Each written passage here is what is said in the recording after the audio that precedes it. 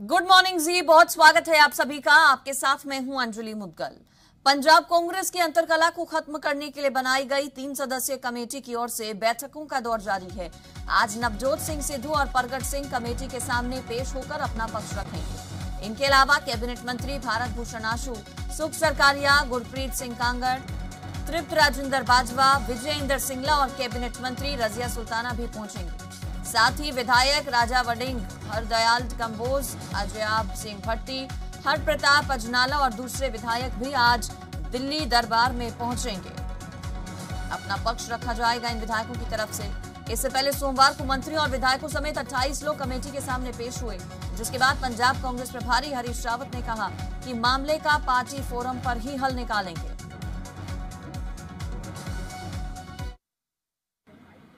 28 लोग मिले, जिनमें पीसीसी प्रेसिडेंट भी हैं, सीनियर लीडर्स हैं। कल भी हम लोग करीब 30 लोगों से मिलेंगे और बहुत अच्छी और सबसे अच्छी बात यह है कि सब ने उत्साहपूर्ण बात कही और सब ने एक बात कही कि हम चुनाव में लौट रहे हैं। बिल्कुल छितरा हुआ, टूटा हुआ है। हाँ, एक बात पर सबने जोर दिया कि पार्टी में एकता बनी रहनी चाहिए और उसके लिए कोई रास्ता आप लोग तजवीज़ करिए। उन्होंने कहा बाकी शिकायतें, ये काम हुआ नहीं हुआ, दूसरे तीसरे, ये सब चलते हैं। जो बेअदबी वाला मामला है, उन्होंने कहा लोग हमसे समझते हैं कि हम इसका कोई समाधान निकालें, क्योंकि लोगों के भावनात्मक रूप से भी लोग इस बात से जुड़े हुए हैं। और या हाईकोर्ट का जो जजमेंट आया उसके बाद लोगों को जब झटका जैसा लगा है, उन्होंने कहा सरकार इसका थोड़ा समाधान निकाले और इसका कोई। कांग्रेस हमेशा जब लड़ाई में जाती है तो हमेशा यूनाइटेड जाती है।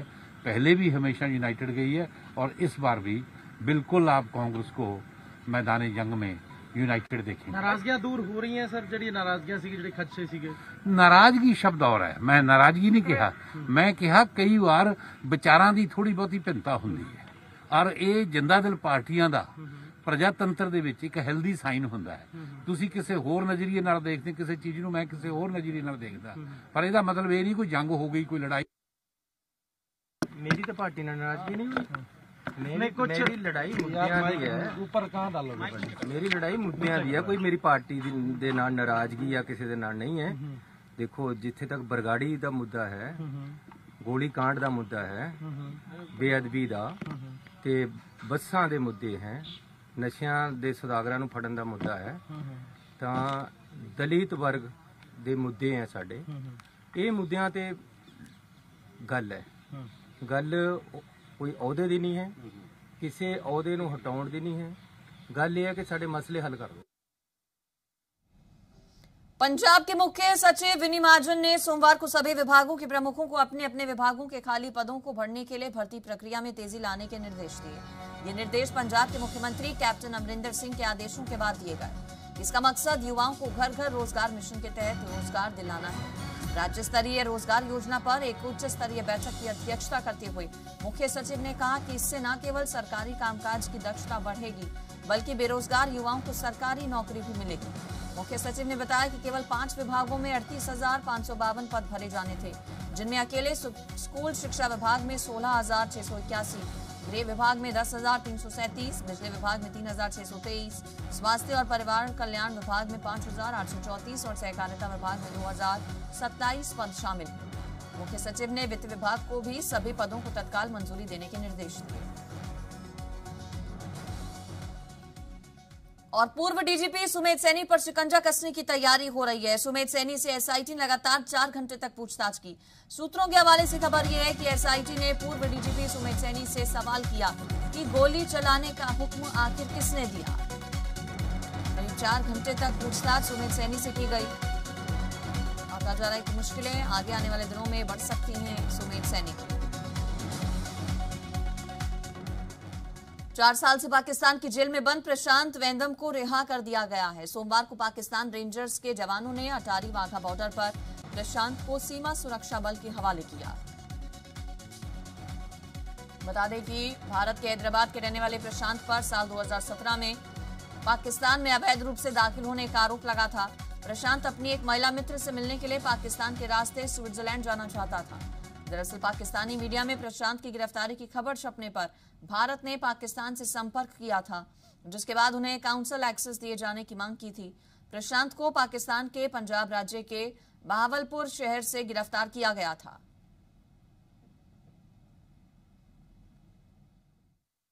आपका कोई लव का भी चक्कर था कोई लड़की से? हाँ जी जी। क्या लव करते थे आप उससे? हाँ लव करते, लेकिन लव नहीं है वो, कुछ गड़बड़। हाँ एक तरफ का। नहीं जाएंगे। क्या नाम था उसका? पंजाब की कोरोना रिपोर्ट बताते हैं अब आपको। बीते 24 घंटे में पंजाब में कोरोना के 2221 नए मामले आए हैं सामने। 24 घंटे में कोरोना से 117 मरीजों की मौत हुई। 24 घंटे में कोरोना के 4904 मरीज ठीक हुए। सक्रिय मरीजों की संख्या 36,433 है। ये पंजाब की पूरी कोरोना रिपोर्ट आपके सामने। बीते 24 घंटे का आंकड़ा, एक्टिव केसेस 36,433 है। बात अब हरियाणा की। पिछले 24 घंटे में 1246 नए मामले आए हैं सामने, जबकि 82 मरीजों की कोरोना से जान गई है। पिछले 24 घंटे में 3671 मरीज ठीक भी हुए हैं। एक्टिव केसेस घटे हैं 18,580। मौजूदा वक्त में सक्रिय मरीज यहां पर। बात अब हिमाचल प्रदेश की। हिमाचल प्रदेश की कोरोना रिपोर्ट बताते हैं आपको। पिछले 24 घंटे में कोरोना के 865 नए मामले आए हैं सामने। 19 मरीजों की जबकि मौत हुई। 2167 मरीज ठीक हुए।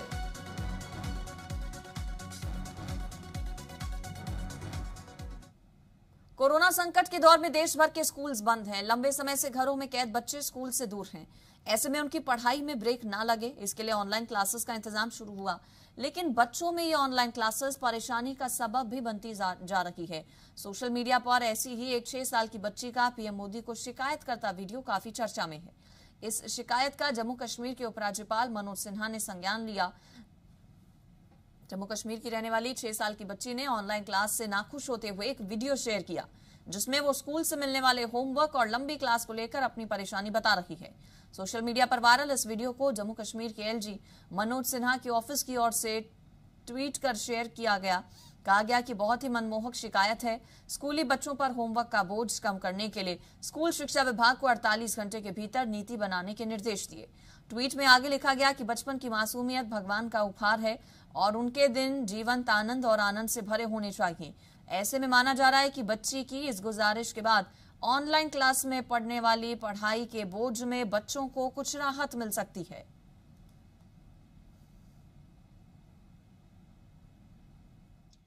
आप क्या कर रहे हैं? अस्सलाम वालेकुम मोदी साहब, गुड बाय। अस्सलाम वालेकुम मोदी साहब, मैं एक लड़की बोल रही हूँ, मैं 6 years old। मैं आपको जूम क्लास की बड़े और छोटा बोल सकती हूँ।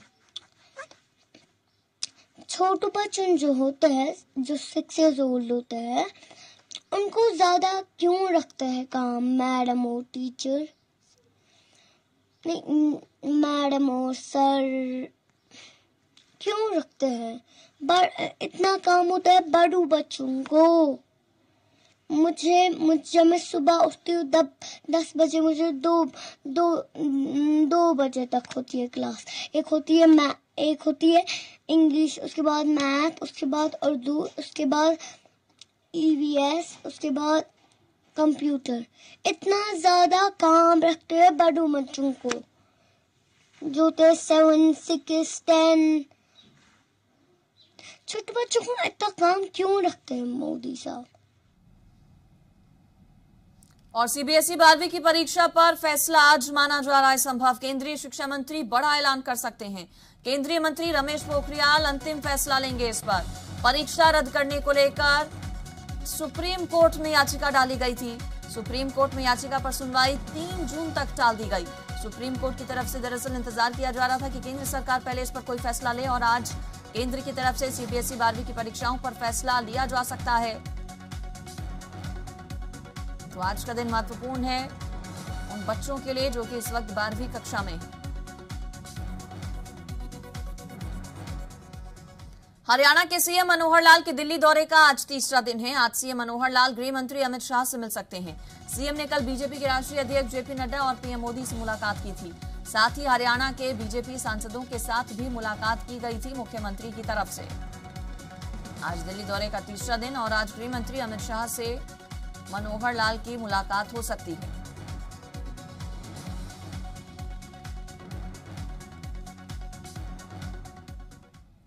जेपी नड्डा से पहले हरियाणा के सीएम मनोहर लाल ने पीएम मोदी से मीटिंग की।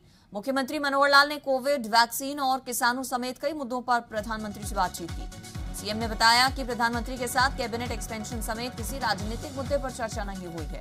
उन्होंने कहा कि पीएम से कोरोना की तीसरी लहर से निपटने को लेकर चर्चा की गई। मुख्यमंत्री ने कहा कि प्रधानमंत्री ने हरियाणा की कोविड से निपटने की व्यवस्थाओं पर संतोष जताया और आगे भी सतर्क रहने के निर्देश दिए। सीएम मनोहर लाल ने कहा कि उन्होंने वैक्सीन नहीं लगाने की बात कही, लेकिन अगर दिल्ली के मुख्यमंत्री इसे सियासी मुद्दा बनाना चाहते हैं तो ये उनका स्वभाव है। उन्होंने कहा कि दिल्ली को हरियाणा से ज्यादा वैक्सीन मिली है। कोविड का एक ऐसा दौर है जिसमें हर प्रकार के जो भी हमने इंतजाम किए उसकी जानकारी दी और उन्होंने कुल मिलाकर आगे भी सावधान रहने के लिए ज़रूर कहा है कि इसका दौर जो तीसरी वेव का भी उसकी भी चर्चा है तो आ भी सकता है। उसमें हर प्रकार की तैयारी हमारी रहनी चाहिए और कहीं भी किसी प्रकार का कोई कमी उसमें ना रहे। उसमें मैंने ये भी बताया कि हमारे यहाँ इस समय ब्लैक फंगस है, उसकी दवाई की कठिनाई है और वैक्सीनेशन का भी जो जितना हमको स्टॉक मिल रहा है वो काफ़ी कम पड़ रहा है। तो ये सारी बातें बताई हैं। परसों ग्लोबल टेंडर हमारा हो गया है, अब उसमें रिस्पॉन्स कितना मिलेगा हमको ये जानकारी बाद में मिलेगी। Thank you sir. आम आदमी पार्टी के राज्यसभा सांसद और हरियाणा के प्रभारी सुशील गुप्ता हरियाणा सरकार को घेरते नजर आए। जी मीडिया से खास बातचीत में सुशील गुप्ता ने हरियाणा के मुख्यमंत्री मनोहर लाल और स्वास्थ्य मंत्री अनिल विज को निशाने पर लिया। पार्टी से राज्यसभा सांसद और हरियाणा के प्रभारी सुशील गुप्ता जी हमारे साथ हैं। एमपी साहब, क्या कुछ विषय है? आप लोग बड़े हमलावर हो रहे हैं हरियाणा के मुख्यमंत्री पर। उन्होंने कहा कि मैंने तो सिर्फ ये कहा था कि इतनी डोज हरियाणा के पास भी आ रही हैं और जिसकी ज़रूरत है उसके हिसाब से हम लोग डोज देने का काम कर रहे हैं। दिल्ली या दिल्ली के मुख्यमंत्री किस तरह से अपनी डोज इस्तेमाल कर रहे हैं वो लोग देखें और इस तरह के बयान पर निशाना क्यों साधा जा रहा है? देखिए, मैं समझता हूँ कि हरियाणा के मुख्यमंत्री को मेडिकल मैनेजमेंट की समझ थोड़ी सी कम है। या तो ये उम्र का फ़र्क लगा लो या शिक्षा का फ़र्क लगा लो, कहीं ना कहीं ये दिक्कत है। उन्होंने कहा कि बड़ा बयान दे रहे हैं आप उनकी उम्र को लेके, उनकी शिक्षा को लेके। हाँ, कुछ ना कुछ तो फ़र्क है इस बात पे, क्योंकि जिस प्रकार अरविंद केजरीवाल जी ने दिल्ली को संभाला, दिल्ली का पॉजिटिविटी रेट सारे हिंदुस्तान में सबसे कम किया, जिस प्रकार ऑक्सीजन के लिए, जिस प्रकार वैक्सीन के लिए केंद्र सरकार पे दबाव बनाया, जिस प्रकार वैक्सीन के लिए 1 करोड़ वैक्सीन के लिए ग्लोबल टेंडर का ऑर्गेनाइज किया, चाहते हैं अरविंद केजरीवाल जी कि दिल्ली के लोगों की जान बचे और जल्द से जल्द वैक्सीन सबको लगे। इसके विपरीत हरियाणा के मुख्यमंत्री ने कहा कि 50,000 वैक्सीन हमें मिल रही है और उसी से गुजारा करना चाहिए, ज़्यादा वैक्सीन नहीं लगानी चाहिए। वो ये भूल गए कि हरियाणा की आबादी लगभग 3 करोड़ है। उस पर तो सफाई भी दे दिया। अब सफाई देते रहे, मतलब बयान उनका कितना गलत बयान था। वो अपने बयान से, इनकी आदत है कि बयान गलत देना फिर मुकरना, उनका ऐसा नहीं बोलना चाहिए था। विज साहब की अगर बात कर ली जाए, स्वास्थ्य मंत्री हैं, हरियाणा के गृह मंत्री हैं, साफ तौर पर कहते हैं कि जो पानीपत है और ख़ास तौर से सोनीपत, गुड़गांव, फरीदाबाद 3 डिस्ट्रिक्ट तो ऐसी हैं कि वो दिल्ली का बोझ उठाती हैं। दिल्ली से तमाम कोरोना भी आता है और पेशेंट भी आते हैं। मेरे ख्याल विज साहब ना ऐसे बयान देके चर्चाओं में रहना चाहते हैं कि लोग उनको टीवी पे चलाते रहे, अखबारों में बात आती रहे। दिल्ली और हरियाणा, दिल्ली और यूपी, ये राज्य हैं। राज्यों में रोटी बेटी का रिश्ता है। एक दूसरे राज्य से एक दूसरे राज्य में लोग काम करने के लिए जाते हैं, इंडस्ट्री के लिए जाते हैं, व्यापार के लिए जाते हैं, नौकरियां करते हैं। हरियाणा से दिल्ली के अंदर लाखों डेली पैसेंजर आता है, स्पेशल ट्रेन चलती हैं। तो कैसा ऐसा अरविंद जी के लिए बोल सकते हैं कि भाई गुड़गांव बोझ उठा रहा है या सोनीपत बोझ उठा रहा है या फरीदाबाद बोझ उठा रहा है? मैं कहता हूं कि हर राज्य एक दूसरे के ऊपर डिपेंडेंट है। विनोद लांबा, जी मीडिया, दिल्ली। हरियाणा में सामान्य मरीजों के लिए बड़ी राहत है। 3 दिन ओपीडी खोलने के निर्देश दिए गए हैं। हरियाणा सरकार की तरफ से आदेश जारी किया गया। 3 दिन अब ओपीडी की सुविधाएं मिलेंगी। सामान्य मरीजों के लिए राहत की एक खबर। ओपीडी सेवा शुरू करने के आदेश दिए गए सरकार की तरफ से। अंबाला की मंडी में 2 से 5 रुपए किलो बिकने वाले टमाटर को सब्जी विक्रेता आम लोगों को 15 रुपए किलो के हिसाब से बेच रहे हैं, जिसके लिए पीछे से सप्लाई महंगे दाम पर आने का हवाला दिया जा रहा है, जबकि मंडी में टमाटर औने पौने दाम पर बिक रहा है।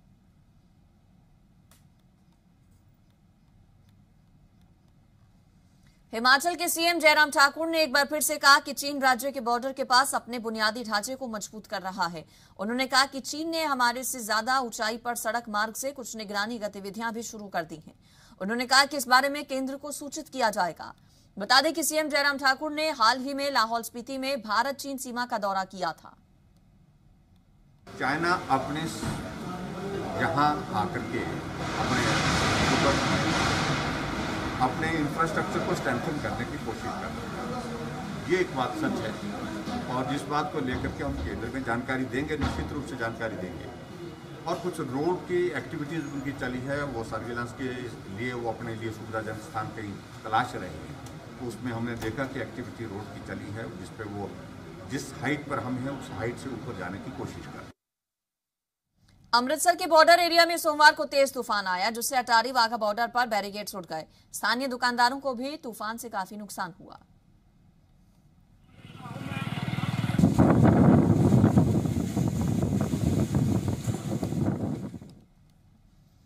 हिमाचल प्रदेश के कई इलाकों में 2 जून तक येलो अलर्ट जारी किया गया है। इस दौरान प्रदेश के कई क्षेत्रों में बारिश, ओलावृष्टि के साथ तेज हवाएं चलने का अनुमान है।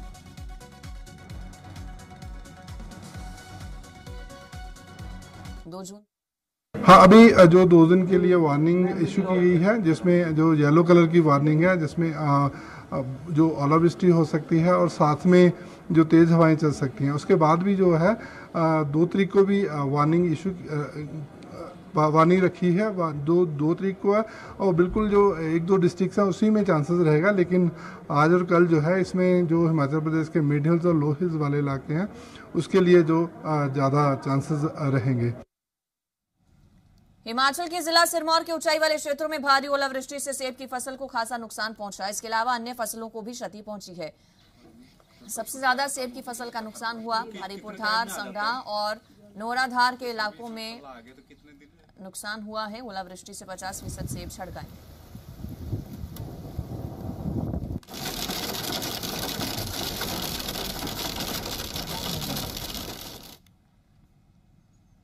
और हिमाचल के चंबा जिले की लेस पंचायत में तेज बारिश ने लोगों की मुश्किल बढ़ा दी है। सोमवार दोपहर बाद मूसलाधार बारिश हुई।